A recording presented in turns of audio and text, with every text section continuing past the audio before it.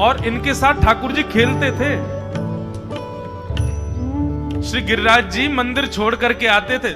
हमारे यहाँ ब्रज में आज भी नियम है कि दोपहर में 12 बजे ठाकुर जी का मंदिर बंद हो जाते हैं सब जगह। 12-1 बजे सारे मंदिर बंद हो जाएंगे वृंदावन में।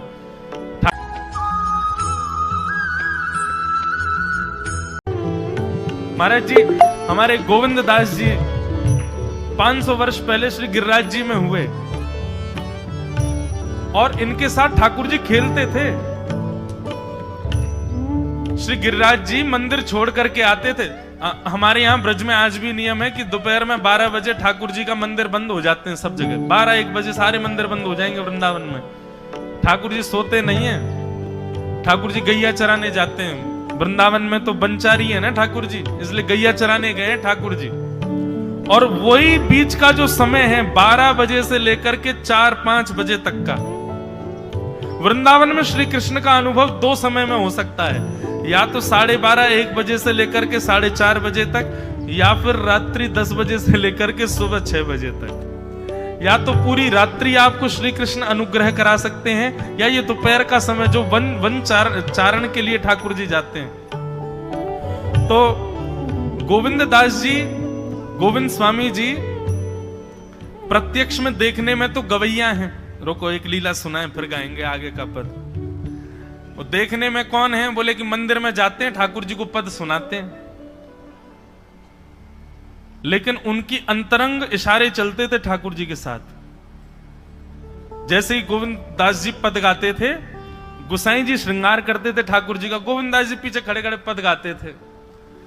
तो जैसे ही गुसाई जी श्रृंगार करते करते थोड़ा श्रृंगार लेने के लिए नेक दूर जाते, ठाकुर जी ऐसे खड़े खड़े नीचे से एक मोती उठाते, मोती उठा के ये मारते टक के गोविंद दास के सिर पे। और जैसे ही गोविंद दास के सिर पे लगती, गोविंद दास के तो माने ना दारी की तो बताऊं, रुक जा। जैसे ही वो मोती लेकर के वापस गोविंद दास मारते, तब तक गुसाई जी वापस आ जाते। और गुसाई जी के आते ही वो मोती ठाकुर जी की जगह गुसाई जी में जाके लग जाता। गुसाई जी कहते, हे गोविंदा, तू ठाकुर जी को मोती मार रहा है? गोविंदास बोले, मेरो माथो देखियो, ये गुम्माटो फूल को ये आपके लाला ने मारो मोए। आपको लाला ऊधम मचावे वो ना दिखाई दे आपको, और मैं नेक कछु कह दूं सो मुंह पे चिल्ला रहे हो, मुंह पे बरस रहे हो, या समझा लो बहुत ऊधम मचावे ये। ऐसी लीला करते। गुसाई जी के नेत्रों में आंसू आ जाते। बोले, गोविंदा तू कितनो भाग्यशाली, तेरे संग ठाकुर जी लीला करें।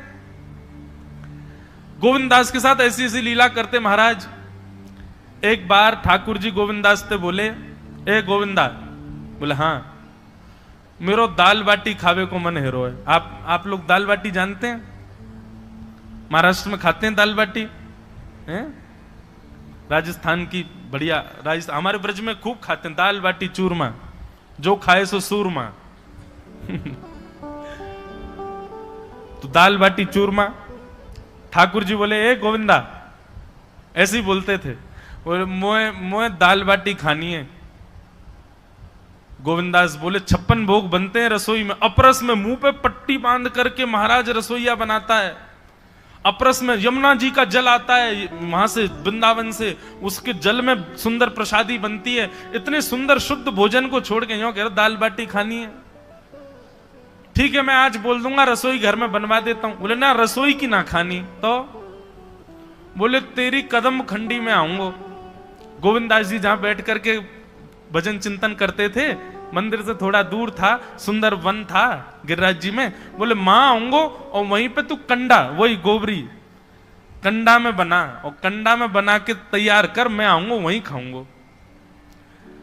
गोविंदास जी बोले, यहां सब लोग आपको मंदिर में पूजने आते हैं, आप यहाँ पे भगवान हो, ऐसे कहीं खाने पीने आओ। बोले, कोई को पता थोड़ी चलेगी, मैं आ जाऊंगा, तू चिंता मत कर, तू सुन तैयारी कर ले, आज मैं तेरे यहां आके प्रसाद पाऊंगा। गोविंदास जी चुपचाप मंदिर से भाग गए, किसी को बताया नहीं। किसी को पता थोड़ी कि ठाकुर जी ऐसे बाहर भी चले जाते हैं, सबको लगी अंदर ही रहते हैं ये। गोविंदास जी दौड़ करके गए, बढ़िया कंडा में बढ़िया उपले उपले लगा करके महाराज बाटी बनाई, दाल चढ़ा दी, सुंदर। ठाकुर जी आएंगे पाने। एक पंथ दो काज, ठाकुर जी को 2 लीलाएं एक साथ करनी थी। एक तो गोविंद दास के संग सुख लेना है, और एक झाड़ू लगाने वाला गिरिराज जी की तलहटी में झाड़ू लगाता था, उसको मंदिर में प्रवेश नहीं करने देते थे लोग। तो वो बेचारा बाहर खड़ा खड़ा ही दर्शनार्थियों से पूछता था कि ठाकुर जी दिख कैसे रहे हैं, मुझे ये बता दो। दर्शनार्थी आकर के बताते थे नीली ठाकुर जी ने बाघा पहना है, गले में मोतियों की माला है, मकराकृत कुंडल है, ऐसा टिपारा ठाकुर जी के सिर पर रखा है और ऐसा ठाकुर जी का श्रृंगार है। तो वो बाहर खड़ा खड़ा नेत्र बंद करके सुन सुन करके ही अपने चित्त में एक झांकी बना लेता था और मन में सोचता था ऐसे दिख रहे होंगे ठाकुर जी। पर रोज प्रार्थना करता था, नाथ मुझे लगता है इस जन्म में तो आप मुझे कभी नहीं दिखोगे, भगवान इस जन्म में तो मैं आपके योग्य नहीं हूं, पर मेरे पर बस इतनी कृपा कर दो कि अगला जन्म मुझे दीजिएगा तो कुछ नहीं तो चेंटी बना देना, तो चेंटी बन करके मैं आपके 56 भोग में ही आ जाऊंगा, भीतर आके आपका दर्शन कर लूंगा, लेकिन मुझ पर अनुग्रह कर देना। ठाकुर जी उसके इस भाव से इतने रीझ गए। गोविंद दास को बोला था कि दाल बाटी खाने आएंगे, अब मंदिर बंद करके सब तो चले गए वहां से, सब लोग भोजनालय में भोजन प्रसाद पाने लगे। ठाकुर जी मंदिर से निकले अचक करके बाहर, गिरिराज पर्वत के ऊपर विराजते थे। जैसे ही बाहर निकल करके आए तो गिरिराज पर्वत के नीचे ही वही झाड़ू लगाने वाला उन नेत्रों से आंसू बह रहे थे। ठाकुर जी का चिंतन कर रहा था, आज ठाकुर जी ऐसे दिख रहे हैं, आज नीली पोशाक पहनी है, सिर पर चांदी का मुकुट पहना है, ठाकुर जी ने आज गुलाब का इत्र लगाया है, ठाकुर जी के ऐसे ऐसे मकराकृत ठाकुर जी के कटाक्ष, वो सब चिंतन कर रहा था।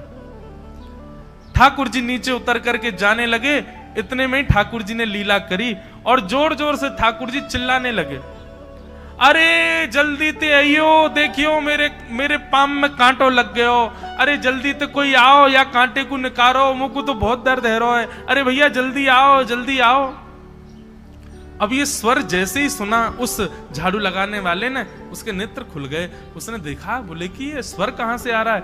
उसने जैसे ही नेत्र उठा करके ऊपर देखा तो नीला बाघा पहना है, मोतियों की माला पहनी है, मकराकृत कुंडल पहना है, चांदी का मुकुट चमक रहा है मस्तिष्क पर, ठाकुर जी के केश घुंघराले लहरा रहे हैं और ठाकुर जी अपना एक पाम हाथ में पकड़ करके और एक पैर पर लंगड़ी जैसे खेलते हैं ऐसे ठाकुर जी कूद रहे हैं यहां से वहां। नीचे से झाड़ू लगाने वाले लिखे, अरे ऐसा पुरुष तो मैंने जीवन में कभी नहीं देखा, ये कैसा पुरुष है। नीचे से ही ठाकुर जी को देखने लगा। अब स्वरूप उसको पता था तो उसने कही ये जरूर ठाकुर जी होंगे, वहीं से प्रणाम करें। ठाकुर जी बोले प्रणाम कर रहा हूं, दारी के जल्दी ऊपर आ, कांटो लगो मेरे पाम में या को निकार।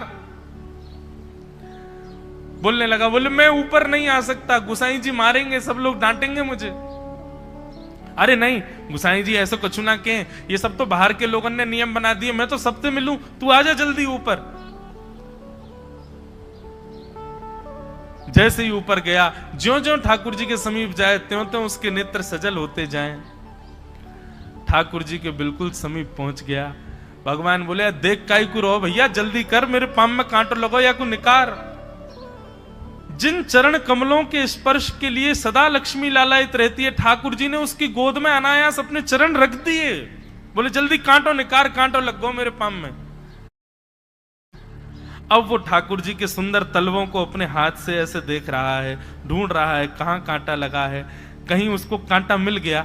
अब इतने कोमल चरण ठाकुर जी के, उसके नेत्रों से आंसू भी गिरते जा रहे हैं, भाव विह्वल होता जा रहा है। मेरे सौभाग्य की सराहना, ठाकुर जी के इतने समीप। कांटा निकालने के लिए बार बार अपने अंगूठे से खींचे लेकिन कांटा नहीं निकले।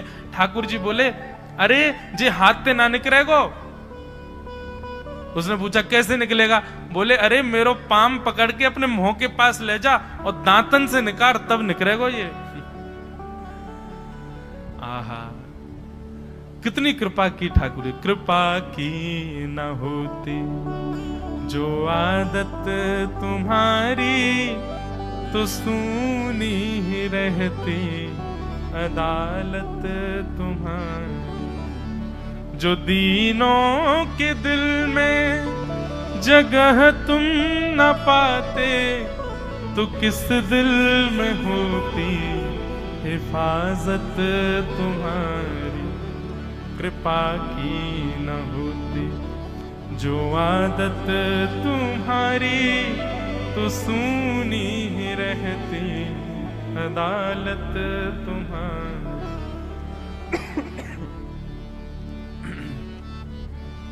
कितनी कृपा। उसने कांटा निकाला मुख से। ठाकुर जी बोले अब चल, मुंह से चलो ना जा रहा। गोविंद दास ने अपनी कदम खंडी में दाल बाटी बनाई है, मुंह ले चल वहां पे। बोला कैसे लेके चलूं? बोले तेरे कंधान पे बैठ जाऊंगा मैं। और ठाकुर जी ने अपने दोनों पांव ऐसे लटका लिए उसके यहाँ पे और सिर पकड़ करके उसके ऊपर ही बैठ गए। बोले चल ले चल मुंह को। वो तो महाराज बेहोशी सी हो रही है, उसको विश्वास ही नहीं हो रहा ठाकुर जी मेरे संग इतनी बड़ी लीला कर रहे हैं। गोविंद दास की कदम खंडी में पहुंचने से पहले उस बालक ने ठाकुर जी गोविंद दास जी मुंह बहुत मारेंगे, अगर उनको पता चल गई मैंने आपको छू लिया है तो मुंह बहुत डांटेंगे। आप एक काम करो, अब यहां से आप पैदल चले जाओ, मैं यहीं खड़ा हूं। ठाकुर जी बोले यहीं खड़ो रही हो, तेरे काजी दाल बाटी लेके आऊंगा मैं। ठाकुर जी पहुंच गए गोविंद दास के पास। आहा, जो ठाकुर जी अचल दिखते हैं सबको मंदिर में, वो सचल दिखते हैं गोविंद दास को। कितनी बड़ी कृपा।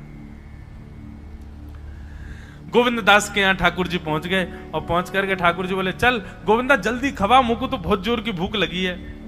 गोविंद दास बोले हाँ हाँ बिराजो। सुंदर व्यवस्था कर दी। ठाकुर जी बैठ गए और बैठ करके सामने पत्तल पर महाराज बाटी रखी, दाल रखी, चूरमा रखी, चटनी रखी, सब बढ़िया सुंदर सजा दी। अब ठाकुर जी पा रहे हैं, प्रेम से पाते जा रहे हैं और पाते पाते बीच में गए और ला और जल्दी ला, भूख लग रही है मुझको। गोविंद दास बोले पहले इनको तो खाए लो। अरे ना तू जाने ना है मंदिर में मेरो भूख कैसे लगे? थाली में 2 रोटी और ये सब्जी, इनते मेरो भूख पेट थोड़ी भरे। मेरे सामने तो सबरी सामग्री धर दो, मेरो जो मन होगा मैं उठा उठा के पाते जाऊंगा। अरे गोविंदा जल्दी जल्दी लेके आ। अब गोविंद दास जी पीछे मुड़ करके बढ़िया सुंदर बाटी वाटी सेकें। इतने में ठाकुर जी क्या करें, एक बाटी तो खा जाएं और दूसरी बाटी उठा के अपनी जेब में धरते जाएं। वो संग आयो वाक्य काजी लेके जानी है। अब तो महाराज ठाकुर जी खाते जाएं भरते जाएं, खाते जाएं भरते जाएं। गोविंद दास बोलो ठाकुर जी ये तो मैं मानूं कि आपकी खुराक बहुत है, पर इतनी ज्यादा है ये मुझको विश्वास नहीं है रो है। क्यों हैं 56 बाटी खा गए हो अब तक आप? अरे कोई तुकना है, कोई पेट है कि समुद्र है, कुआ है, कहा है आपको? ठाकुर जी बोले अच्छा दारी के ऐसे बोले, चलो जाऊंगा मैं।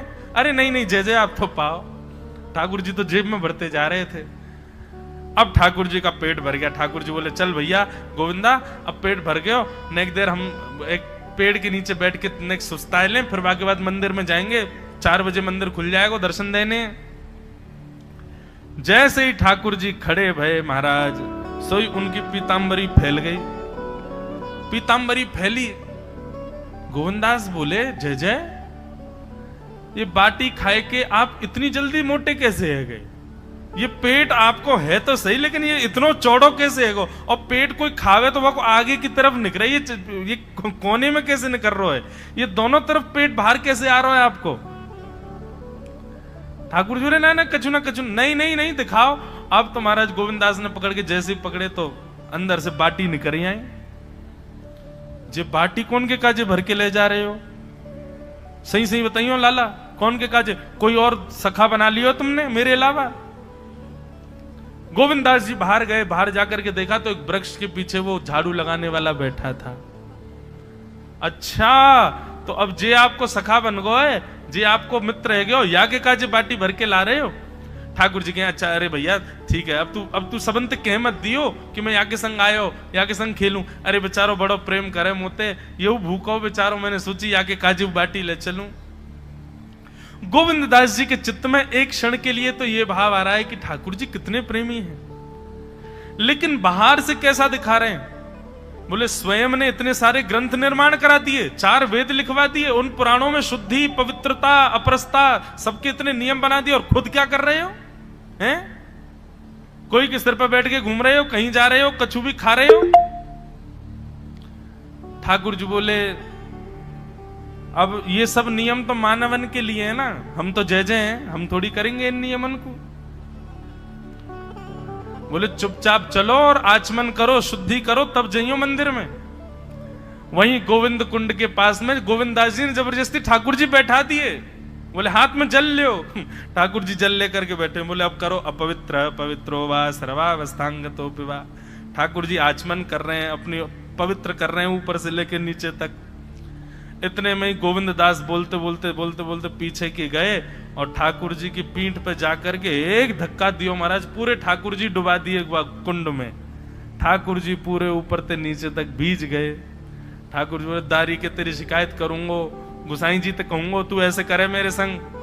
गोविंदास बोले, मैं बता दूंगा तुम कौन कौन के कंधान पे चढ़ के घूमो। आप मंदिर के लिए इतना नियम बना रखो है, नहा के आओ, धो के आओ, हाथ पांव खासा करके आओ, और कुछ अपवित्र वस्तु मत छीलेना, अपरस में रहना, गीला वस्त्र तन पे होना चाहिए। आपकी सेवा के लिए इतने नियम, और खुद क्या कर रहे हो? ऐसे गोविंद दास वो कह रहे हैं, यद्यपि रूप गुण शील सुधरता, इन बातन नारी झई